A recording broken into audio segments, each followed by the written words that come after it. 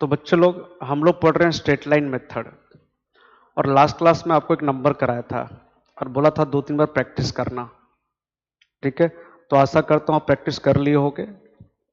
तो इसी मेथड से रिलेटेड हम कुछ नंबर आज करेंगे। ठीक है सर जी, ठीक है। ठीक है, देखो इलस्ट्रेशन 1 क्या लिखा है। On 1 April 2018 Arnav glass limited purchase A machine for 1,80,000।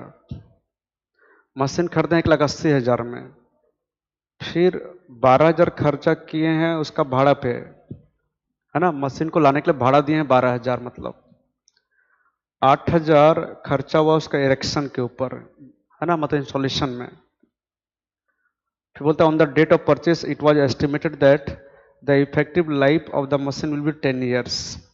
जो मशीन का लाइफ है वो 10 साल है, और आफ्टर 10 साल बोला है it's scrap value will be 40,000। तो सब तो दे दिया है आपको, है ना। तो सबसे पहले आप निकालो कॉस्ट ऑफ मशीन, है ना। तो कॉस्ट ऑफ मशीन में क्या क्या आएगा।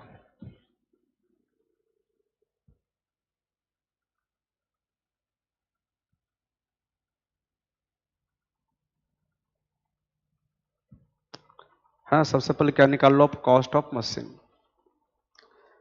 तो सबसे पहले परचेस प्राइस लेंगे सर जी, हाँ कितना में खरीदे हैं, 1,80,000 में।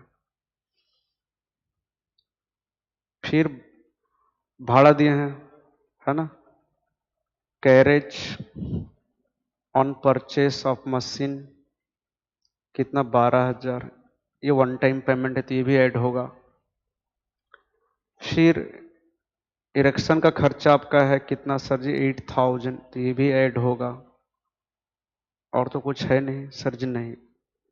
तो आपका कॉस्ट ऑफ मशीन जो निकल गया वो कितना हो गया, ये हो गया आपका 2 लाख रुपया, है ना। मतलब आपको बताया था कि मशीन को खरीदने से लेकर उसको इंस्टॉल करने तक जितना भी खर्चा होगा सब मशीन का कॉस्ट में ऐड होगा। फिर आपका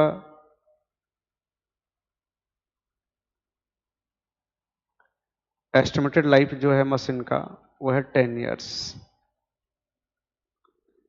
फिर आपका जो स्क्रैप वैल्यू दिया है ना, 10 साल बाद जब बेचेंगे तो मिलेगा कितना, 40,000 लिखा है। हो गया सर, हाँ।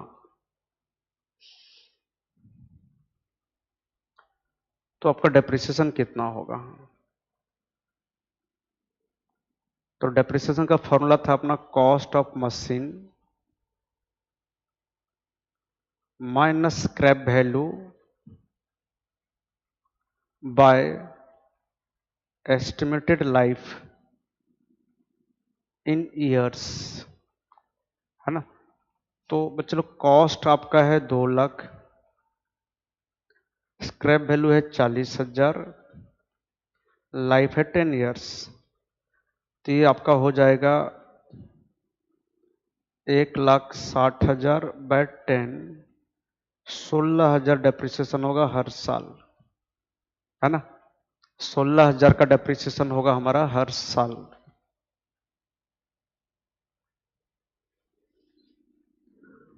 ठीक है, अब चलो नंबर 1 डेप्रिसिएशन निकाल लिए, है ना। मतलब एनुअल डेप्रिसिएशन भी बोल सकते हो इसको, मतलब हर साल डेप्रिसिएशन कितना होगा।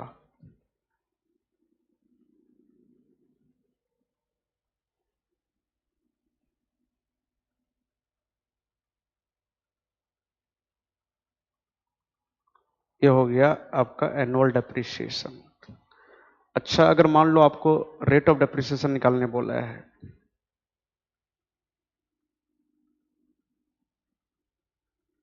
तो कैसे निकालेंगे। तो इसका फॉर्मूला आप लोग को बताया था मैं, एनुअल डेप्रिसिएशन लेंगे,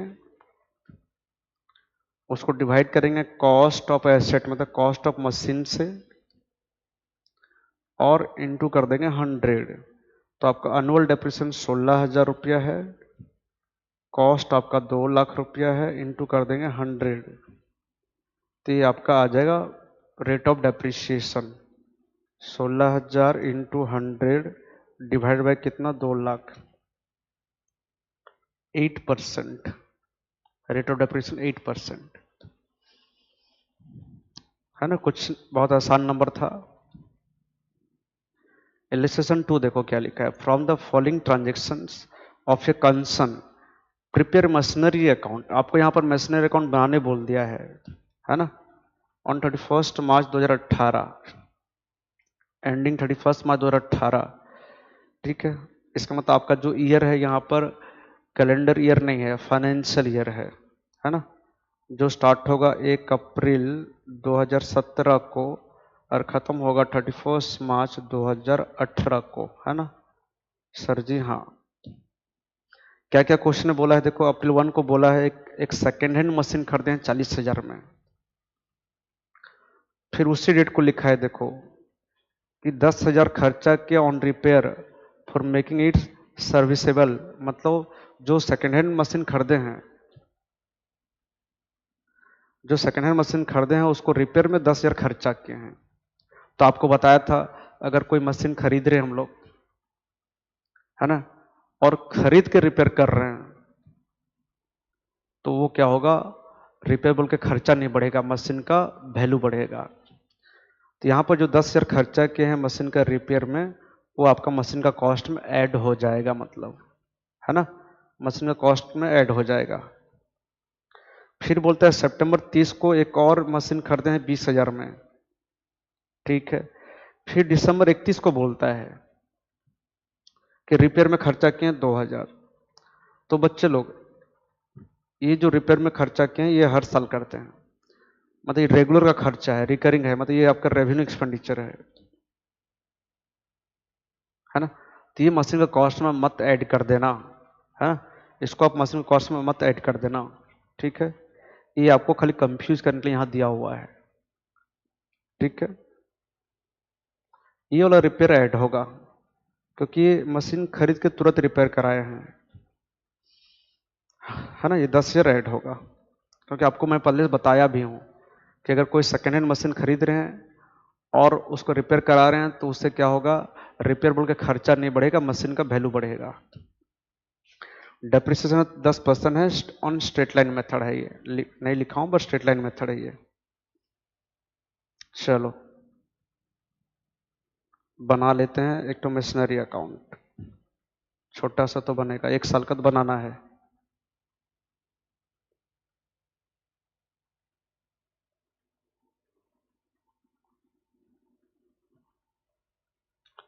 ये हो गया आपका मशीनरी अकाउंट। इधर डेबिट लिखेंगे, इधर क्रेडिट लिखेंगे। डेट, पर्टिकुलर्स, अमाउंट,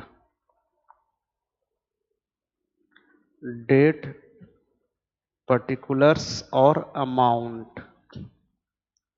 ओहो, ठीक है। तो बच्चों देखो पीरियड स्टार्ट हो रहा है 2017 को सर। हाँ, अच्छा 2017 को मशीन कब खरीदे हैं, अप्रैल 1 को, अप्रैल 1 को। तो यहाँ लिखेंगे अप्रैल 1 लिखेंगे, टू बैंक अकाउंट। कितना में खरीदे हैं सर, 40,000 में। फिर खर्चा कितना किए, 10,000, कितना हो गया, 50,000।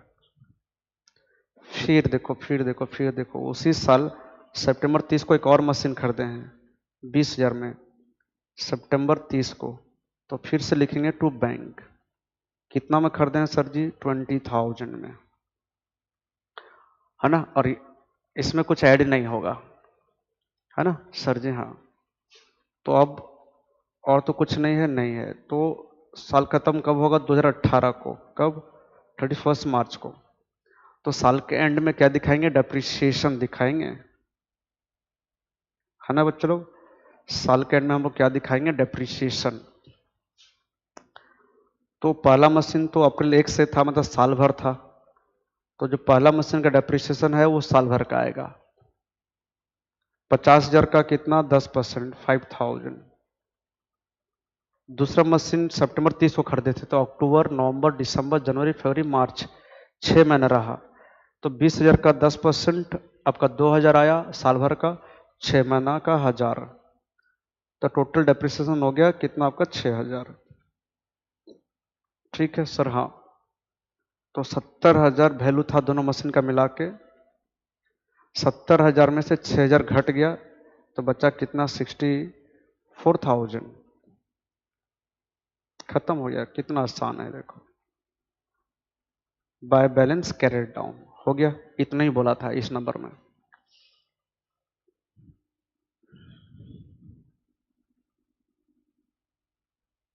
आप अगर यहाँ पता करना चाहते हो कि सर जी ये जो मशीन का वैल्यू बचा है 64,000, उसमें से फर्स्ट मशीन का कितना है, सेकंड मशीन का कितना, आराम से पता कर सकते हो। फर्स्ट मशीन का वैल्यू पता चलेगा, 50,000 माइनस 5,000 कर देना 45,000। सेकंड मशीन का 20,000 माइनस 1,000 19,000, पता चल गया। ठीक है, चलो ठीक है। नेक्स्ट देखो इलिस्ट्रेशन 3, देखो क्या लिखा है बच्चों लोगों, छोटा छोटा नंबर है। Purchase price of machine, machine खरीदे हैं 9 लाख में, फिर मशीन खरीद के उसको रजिस्ट्रेशन करवाए तो उसको लिए 50,000 देना पड़ा। ये भी वन टाइम पेमेंट है, ये भी ऐड होगा मशीन का कॉस्ट में मतलब। और कमीशन ऑन परचेस, मशीन खरीदते समय हमको कमीशन देना पड़ा ब्रोकर को 20,000, तो ये भी वन टाइम पेमेंट है, ये भी ऐड होगा। इंश्योरेंस चार्जेस खाली लिखा है। हाँ, अगर लिखा रहता ट्रांजिट इंश्योरेंस कि मशीन को लाते समय रास्ते का इंश्योरेंस दिए हैं तो वो ऐड होता। बट ये नॉर्मल इंश्योरेंस है जो हर साल देते हैं एवरी ईयर, है ना। तो ये वन टाइम पेमेंट नहीं है आपका, ये आपका रेवेन्यू एक्सपेंडिचर है, तो ये मशीन का कॉस्ट में नहीं आएगा। लाइफ ऑफ मशीन जो आपका है कितना है सर जी, 10 ईयर्स है। Calculate depreciation and rate of depreciation. तो देखो सबसे पहले आप क्या करोगे, कॉस्ट ऑफ मशीन निकालोगे। सर जी हाँ, तो परचेस प्राइस ऑफ मशीन आपका कितना है सर जी, 9 लाख। ठीक है, 9 लाख लिख दिए। फिर उसमें ऐड करेंगे रजिस्ट्रेशन चार्जेस, है ना। क्या ऐड कर देंगे, रजिस्ट्रेशन चार्जेस कितना है सर जी, 50,000।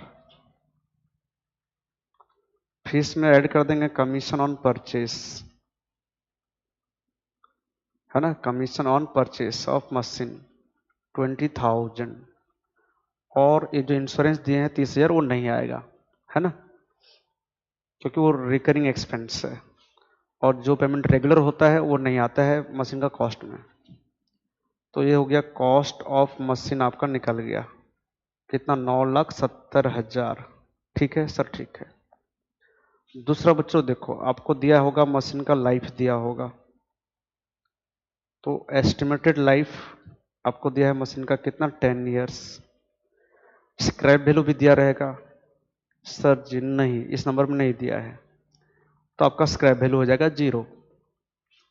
तो आप लोग को निकालना क्या है, आपको निकालना है पहले एनुअल डेप्रिसिएशन, है ना। हर साल डेप्रिसिएशन कितना होगा, तो फॉर्मूला क्या है, cost of machine minus scrap value by estimated life in years. ठीक है सर, ठीक है। तो चलो कॉस्ट ऑफ मशीन 9,70,000 हो गया, स्क्रैप वैल्यू 0 बैट 10, तो ये तो आपका 97,000 आएगा। मतलब हर साल डेप्रिसिएशन होगा 97,000। फिर रेट ऑफ डेप्रिसिएशन, है ना, रेट ऑफ डेप्रिसिएशन। तो इसका फॉर्मूला आपको क्या बताया था, एनुअल डेप्रिसिएशन, साल भर में जितना डेप्रिसिएशन हो रहा है वो लोगे, फिर कॉस्ट लोगे मशीन का, फिर इंटू कर देंगे 100 से। तो एनुअल डेप्रिसिएशन 97,000 है, देखो ये वाला। कॉस्ट था आपका 9,70,000 इंटू 100, तो ये आपका आ जाएगा 10%, है ना। रेट ऑफ डेप्रिसिएशन कितना आ जाएगा, 10%। बहुत आसान आसान नंबर है सर जी, हाँ। चलो देखो इलिस्ट्रेशन 4 क्या लिखा है। Baba cotton mills purchase a machinery on 1 August 2018 for 90,000। फिर लिखा है on 1 October 2019 it purchase another machine for 40,000। फिर लिखा ऑन 30 जून 2019 में, चलो 30 जून 2020 था ये वाला आपका, है ना। ऑन 30 जून 2020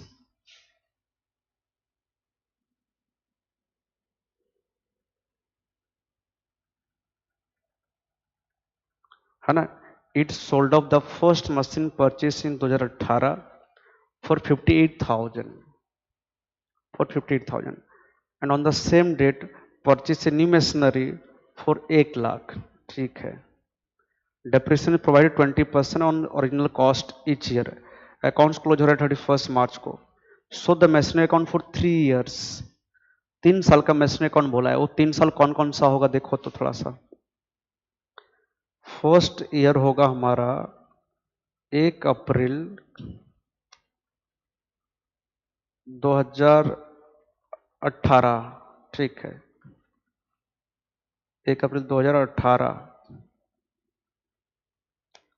अगस्त 2018 में खरीदे हैं ना सर? हाँ, 1 अप्रैल 2018 से 31 मार्च 2019।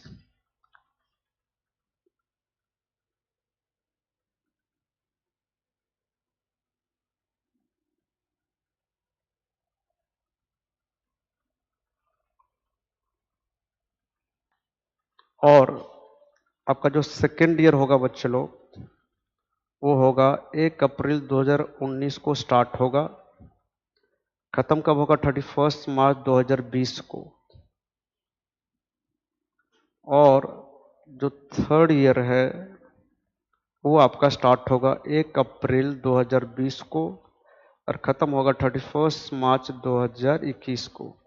तो ये 3 साल का आपका लेजर अकाउंट बनाने बोला है ना, मतलब मशीनरी अकाउंट। अच्छा, बोलता है कि CGST और SGST are charge at the rate of 6% each on purchase and sale of machinery. तो बच्चों आप लोग पढ़े हो, नहीं भी पढ़े होगे, है ना, लेकिन अभी तो मैं पढ़ा रहा हूँ बच्चे लोग को GST, है ना, तो आप लोग को मैं बताया रहूँगा शायद जर्नल पढ़ाते समय GST। तो बच्चों आपको पता है जब खरीदते हैं तो हमको GST भरना पड़ता है। जब हम मशीन खरीदे होंगे तो GST भरे होंगे, और खरीदते समय जो GST भरते हैं उसको क्या बोलते हैं सर जी? उसको इनपुट GST बोलते हैं। और बेचते समय GST मिलता है। तो जैसे मशीन खरीद रहे हैं, फर्स्ट मशीन खरीदे थे 90,000 में सर। हाँ, 1 अगस्त 2018 को, 1 अगस्त 2018 को 90,000 मशीन खरीदे। तो बच्चों आप लोग को बताया था, आपको पढ़ाया था मैं कि खरीदते समय जो GST भरते हैं उसको इनपुट GST बोलते हैं, और ये GST आपका मशीन का कॉस्ट में ऐड नहीं होता है। क्यों? क्योंकि जो इनपुट GST है वो एडजस्ट होता है आउटपुट GST से। जो लोग नहीं पढ़े होंगे वो सुनने का कोशिश मत करना, सब ऊपर से पार होगा। तो इनपुट CGST, मतलब हम उड़ीसा के अंदर, स्टेट के अंदर ही खरीदे हैं मशीन तो आएगा CGST और SGST। किसी दूसरे स्टेट से खरीदे रहते तो आपका आता IGST। 90,000 का 6% ईच लिखा था। हाँ, तो 90,000 का 6%, 90,000 का 6%, 5,400 मिलेगा CGST, इनपुट CGST, है ना। और ये पैसा कौन लेगा? Central government. Input SGST to bank, है ना, टू बैंक। कितना सर जी? 1,08,000 रुपया। तो मेरा बोलना क्या है, जो खरीदते इसमें GST भर रहे हैं वो मशीन का कॉस्ट में ऐड नहीं हो रहा है। तो अगर मशीन का कॉस्ट में ऐड नहीं हो रहा है तो मशीन अकाउंट बनाते समय हमारा इसका जरूरत नहीं है, मतलब आपका प्रॉब्लम सॉल्व। कुछ बच्चे बोल रहे थे, है ना, घर बैठे, सर हमको तो नहीं बताए थे, या हम नहीं पढ़े थे, या बताए थे तो सब भूल गए हैं, या सब पार हो गया था ऊपर से। तो बच्चे लोग आपको बता दे रहा हूं, आपको कोई यहां फर्क नहीं पड़ेगा, है ना। उसी तरह जब मशीन बेचते हैं तो क्या एंट्री होता है सर जी, बैंक अकाउंट डेबिटेड, है ना, टू मशीन अकाउंट, टू क्या होगा, टू आउटपुट, है ना, to output CGST, to output SGST, है ना। तो इसका भी यहां पर यूज नहीं है। बोला है मशीन बेचे 58,000 में, तो आप टू मशीन तो 58,000 लिख रहे हो। अभी मैं प्रॉफिट लॉस को नहीं दिखा रहा हूं यहां पर। आप सर बेचने से तो प्रॉफिट लॉस भी तो होता है ना सर, भूल गए क्या आप? नहीं भूला हूं। तो ये जो GST देखो, खरीदते समय मशीन GST भरते हैं और बेचते समय GST कलेक्ट करते हैं। तो ये जो GST कलेक्ट करेंगे वो इसमें थोड़ी ऐड है 58,000 में, नहीं। तो बस सर ज़्यादा मत बोलो, हम समझ गए कि जब नंबर करेंगे तो हमको GST को इग्नोर करना है वह, GST का कोई यूज नहीं है। ठीक है, ओके, समझ गए, सारे बच्चे समझ गए। तो नॉर्मल जैसा बनाते थे वैसे बनाएंगे। तो बनाओ बच्चों, एक पेज में बनाओ मशीनरी अकाउंट।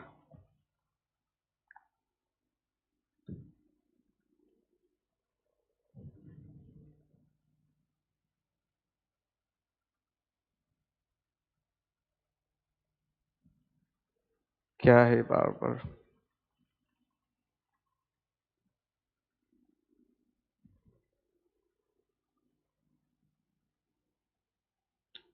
कहाँ सारा लाइन चला गया रे, हे भगवान।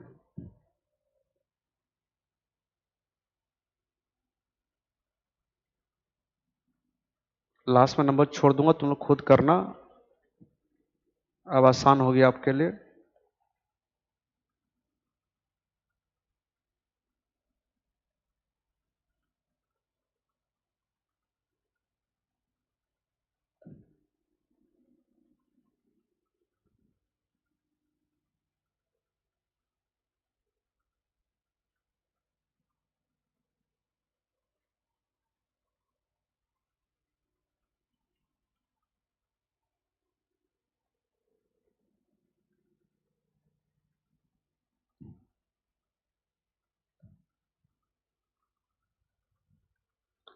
और नेक्स्ट क्लास में हम लोग स्टार्ट करेंगे बच्चों रिटर्न डाउन वैल्यू मेथड, वो भी बहुत अच्छा है ना। पूरा ऐसे ही करना है, बस वहां डेप्रिसिएशन निकालना है, हुआ है घटा हुआ वैल्यू के ऊपर। चलो ठीक, ये हो गया आपका मशीनरी अकाउंट।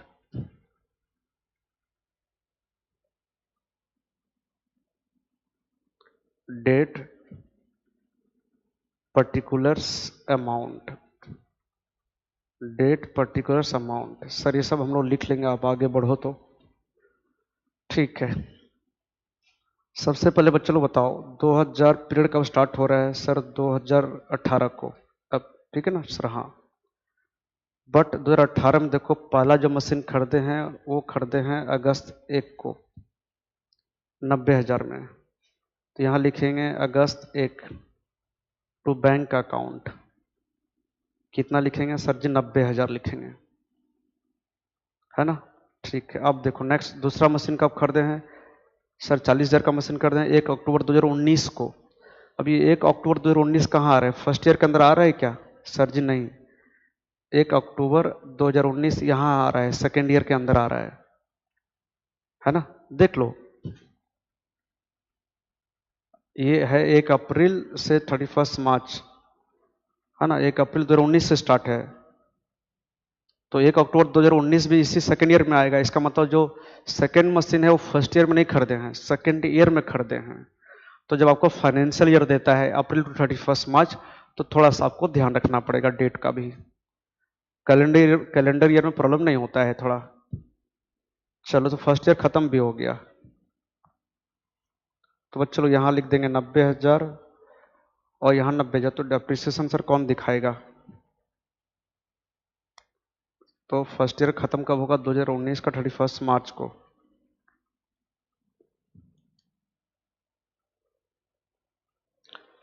तो बच्चों लोग 2019 का एंड हो गया 31 मार्च, मतलब फर्स्ट ईयर हमारा एंड कब हो रहा है सर जी? फर्स्ट ईयर एंड हो रहा है 31 मार्च 2019 को, है ना। फर्स्ट ईयर एंड हो रहा है 31 मार्च 2019 को।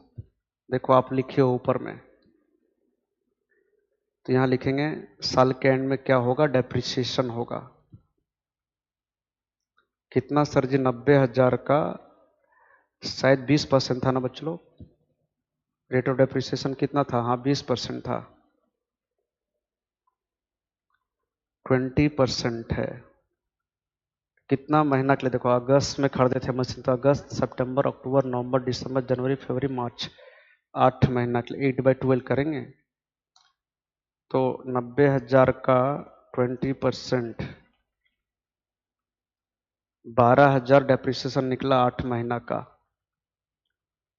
तो 90,000 में से 12,000 वैल्यू घट गया मशीन का, तो कितना बचा सर? सर जी 90,000। ये भी आप लेस करते हो सर? हाँ मैं ये भी लेस करता हूँ, 78,000। ये है 78,000। फिर बच्चों लोग अपना आ जाएगा सेकेंड ईयर। तो सेकेंड ईयर स्टार्ट कब होगा सर? 2019 को ही होगा। कब सर जी?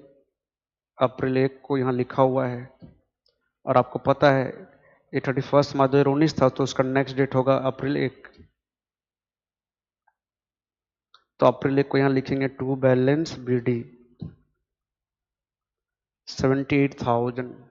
फिर सेकेंड ईयर में ही एक मशीन खरीदे थे हम लोग, कब? अक्टूबर 1 को, है ना सर? हाँ हाँ अक्टूबर 1 को मशीन खरीदे थे। कितना में सर जी? 40,000 में। अक्टूबर 1 को मशीन खरीदे हैं 40,000। और जो मशीन बेचे हैं वो कब बेचे हैं? देखो, है ना, एक मशीन बेचे हैं ना, कब? 30 जून 2020 को। तो 30 जून 2020 यहाँ आ रहा है इस ईयर में, मतलब जो मशीन बिका है वो थर्ड ईयर में बिका है, तो सेकेंड ईयर में कुछ और नहीं किए हैं, है ना। तो सेकेंड ईयर में क्या है? खाली और डेप्रिसिएशन दिखाओगे आप। कब सर? 2020। सेकेंड ईयर खत्म कब होगा सर जी? देखो आप लिखे हो 31 मार्च 2020 को खत्म होगा। तो 31 मार्च 2020 को पहले क्या दिखाएंगे सर जी? डेप्रिसिएशन। कौन सा मेथड है बच्चों लोग? सर ओरिजिनल कॉस्ट मेथड है। तो पहला मशीन 90,000 है, 90,000 का 20% 18,000, है ना, 18,000। और दूसरा मशीन 40,000 का खरीदे हैं अक्टूबर 1 में, तो अक्टूबर नवंबर दिसंबर जनवरी फरवरी मार्च 6 महीना रहा, तो 40,000 का मशीन था। 20% बाई 2 कर देंगे 4,000, है ना। पहला मशीन का डेप्रिसिएशन हुआ 18,000, दूसरे का 4,000।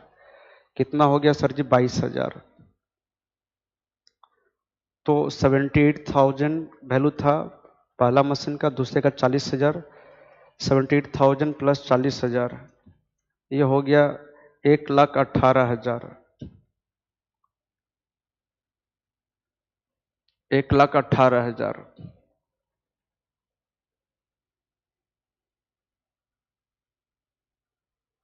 है ना। 1,18,000 माइनस 22,000, ये आ गया 96,000। ठीक है, चलो अब आता है थर्ड ईयर। थर्ड ईयर अपना स्टार्ट हो रहा है बच्चों लोग कब? 2020 में ही। कब? अप्रैल 1 को। तो ट्रू बैलेंस लिखेंगे ब्रॉड डाउन, कितना? 96,000। थर्ड ईयर में क्या हुआ है? देखो देखो देखो देखो, थर्ड ईयर में 30 जून को एक मशीन बेचे हैं, कितना में? 58,000 में। ठीक है ठीक है ठीक है।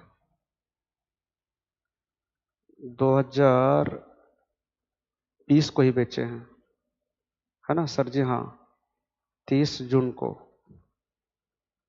तो लिखेंगे बाय बैंक अकाउंट, कितना में बेचे हैं? 58,000 में।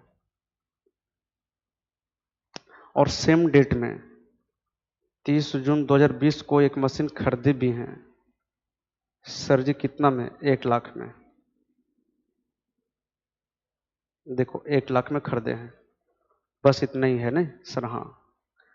तो अब हमको क्या करना पड़ेगा, देखना पड़ेगा जो मशीन हम लोग बेचे हैं 58,000 में, उस पर प्रॉफिट हुआ कि लॉस हुआ।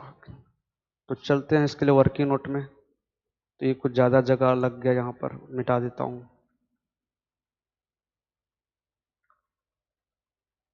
चलो वर्किंग नोट में,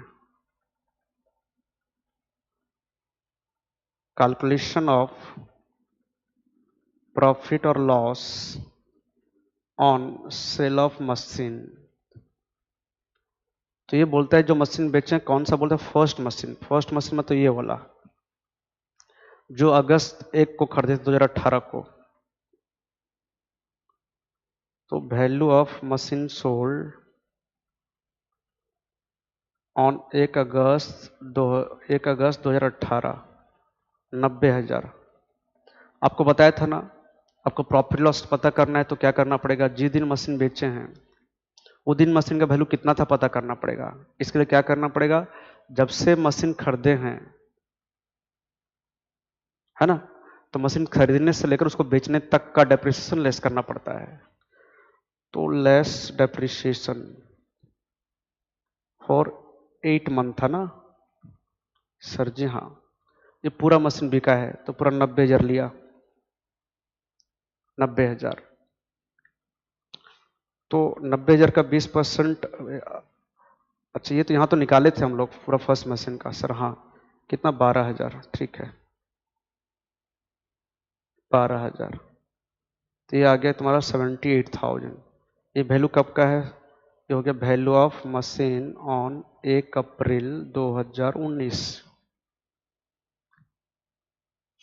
फिर सेकेंड ईयर ये मशीन पूरा साल भर रहा, तो डेप्रिसिएशन फॉर 2019 और 20 साल भर का। ये ओरिजिनल कॉस्ट मेथड है सर? हाँ। तो हमको डेप्रिसिएशन तो किस पर निकालना है सर? ओरिजिनल कॉस्ट के ऊपर, मतलब 90,000 के ऊपर। अगर ये रिटर्न डाउन वैल्यू होता तो हम इस पर निकालते 78,000 के ऊपर, तो ये 18,000 आ जाएगा। तो 78,000 माइनस 18,000, 60,000 हो गया। ये वैल्यू कब का हुआ? वैल्यू ऑफ मशीन ऑन क्या, 1 अप्रैल 2000 कितना सर जी? 20, है ना? ये था 18, ये था 1 अप्रैल 2019, तो ये हो गया 20। अब मशीन बेचे कब हो? देखो इस साल थर्ड ईयर में बेचे कब हो सर? 30 जून को, 30 जून को, 30 जून को। हाँ, तो मतलब मशीन हमारे पास अप्रैल महीना रहा 2020 का, मई जून 3 ही महीना रहा। तो आपको इस 3 महीने का भी डेप्रिसिएशन लेस करना पड़ेगा, डेप्रिसिएशन फॉर 3 मंथ, है ना? तो 90,000 का निकालना, स्ट्रेट लाइन मेथड है बच्चों लोग।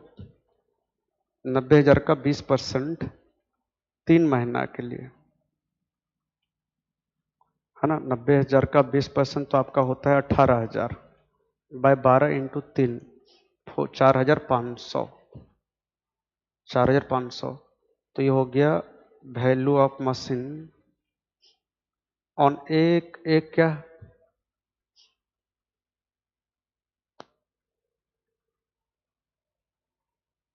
1 जुलाई, 30 जून ना,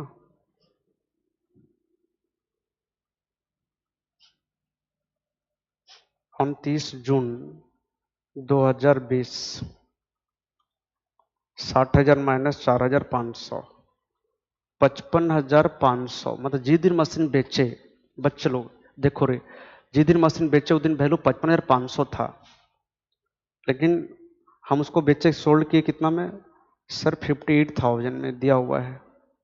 ज़्यादा मिला, मतलब जितना मशीन का वैल्यू था उससे ज़्यादा मिला, तो अपने को यहाँ प्रॉफिट हो रहा है।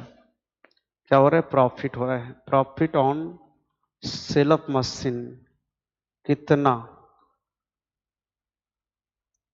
सर जी? 2,500 रुपया का प्रॉफिट हो रहा है अपने को, खत्म।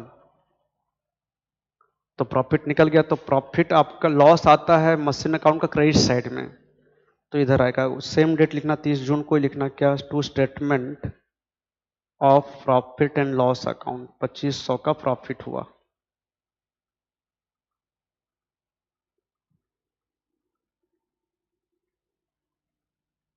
है ना। 2500 का क्या हुआ है, प्रॉफिट हुआ है। ठीक है सर, ठीक है।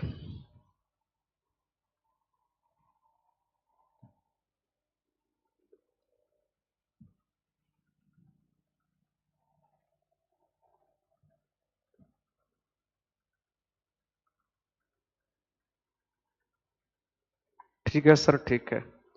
तो हो गया ये। अब बताओ, जो बच्चे जो मशीन बिका है वो इस साल हमारे पास करंट ईयर मतलब करंट ईयर में कितना महीना था, 3 महीना।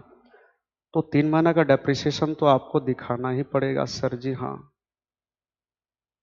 3 मंथ का डेप्रिसिएशन आपको दिखाना पड़ेगा। कितना निकाले थे हम लोग नीचे ना, ये देखो 4500। बड़ा आसान है, हो गया।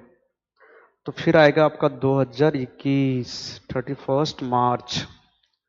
थर्ड ईयर हमारा कब एंड हो रहा है सर, देखो आप लिखे हो। थर्ड ईयर कब एंड हो रहा है, देखो लिखे हो 2021, 31 मार्च 2021 को एंड हो रहा है बच्चों लोग। तो यहाँ आएगा बाय डेप्रिसिएशन। तो यहाँ पर अब फर्स्ट मशीन का डेप्रिसिएशन आपको नहीं दिखाना है क्योंकि वो पूरा बिक गया है ना। और जो पूरा बिक गया है वो मशीन इस साल 3 महीना में, 3 महीना था हमारे पास, और 3 महीने का डेप्रिसिएशन ऊपर में दिखा चुके हैं। तो अब हमारे पास कौन सा मशीन है सर, और 2 मशीन है। एक 40,000 वाला, तो 40,000 का आएगा 20%, 8,000, है ना। सेकेंड मशीन 40,000 वाला था ना सर, हाँ ये वाला। थर्ड मशीन तो अभी खरीदे हैं 1 लाख में, कब, 30 जून को। तो जुलाई, अगस्त, सितंबर, अक्टूबर, नवंबर, दिसंबर, जनवरी, फरवरी, मार्च, 9 महीना रहा। 1 लाख का 20%, 1 लाख का 20% 9 महीना के लिए निकालेंगे तो ये आएगा आपका 15,000 रुपया। 15,000 रुपया आ गया। और ये हो गया आपका 23,000 टोटल डेप्रिसिएशन। ठीक है सर जी, हाँ। तो आपको 31 मार्च को अनसोल्ड मशीन का वैल्यू पता चल जाएगा। तो ये हो गया आपका 96,000 प्लस 1 लाख प्लस 2500, 1,98,500। 1,98,500 माइनस 58,000, 4,500 और 23,000। तो जो मशीन बच गए हैं 2 ठो, है ना, या जो अनसोल्ड मशीन है उसका वैल्यू है 1,13,000। ये कौन सा वैल्यू सर जी, रिटर्न डाउन वैल्यू। तो ये नंबर भी आप प्रैक्टिस करना, सब अच्छे नंबर हैं। तो नेक्स्ट क्लास में स्टार्ट करूंगा रिटर्न डाउन वैल्यू मेथड का नंबर प्रैक्टिस कराना। ठीक है सर जी, ठीक है।